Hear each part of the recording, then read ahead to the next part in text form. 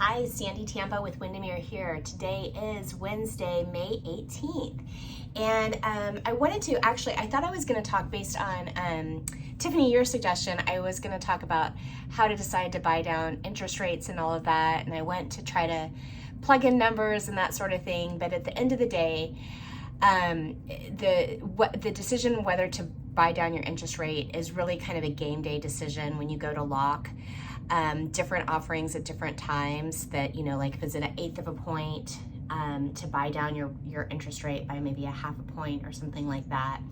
But the conventional wisdom or the way you look at whether you want to buy down an interest rate is that the payoff for it, and if it's usually like in the 3 to 5 year range, and it's really expensive to buy down right now is what it's looking like. And if it's to buy down the rate, I'm just realizing this is really boring. So sorry about that. But anyway, typically the payoff could be around 5 years, meaning that the cost, like if it costs $1,000 to buy down the rate, and it's going to cost way more than that.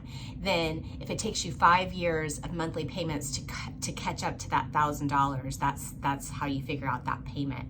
And often 5 years, it's not a good decision because a lot can happen in 5 years. So let's talk generally about interest rates. So last week I touched on that when you buy real estate, you are buying today's prices.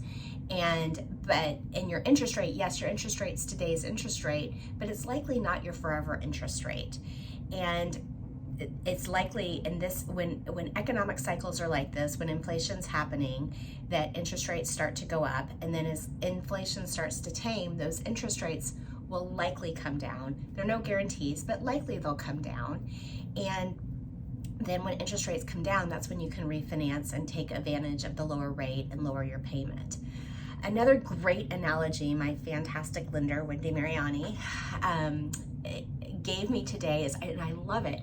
It's the interest rates is like the scale, where it doesn't really matter what's on the scale. Sometimes the number on the scale can be alarming, but if your clothes are fitting and you're looking good, it's all great.